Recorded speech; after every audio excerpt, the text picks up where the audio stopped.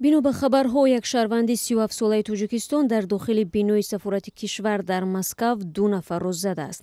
ҳодиса рӯзи 24 сентябр рух додааст. мақомоти Тоҷикистон қазияро шарҳ надоданд. хабаргузории ТАСС рӯзи 25 сентябр бо такя ба манобеаш хабар дод, ки ҳамлавар дастгир шудааст ва ӯро ба вайрон кардани қоидаи будубош дар ҳудуди Русия муттаҳам мекунанд. Оҷонсияи хабарии Москав навишт, мутахассиси пешбари сафорат ва ронандаи ӯ ки масъулияти дипломатӣ надоштанд, мавриди ҳамла қарор гирифтанд. дар натиҷа ангушт ва бинии мутахассиси сафорат шикаста, сараш осеб дидааст. гуфта мешавад, ронанда ҷароҳати сахт набардоштааст. сафорати Тоҷикистон дар Москав то кунун ҳодисаро тавзеҳ надоданд. таи 2 моҳи охир талабгорони бозгашт ба Тоҷикистон бо ҳадафи номнавис кардани худ дар назди бинои сафорат дар Москав ҷамъ мешаванд.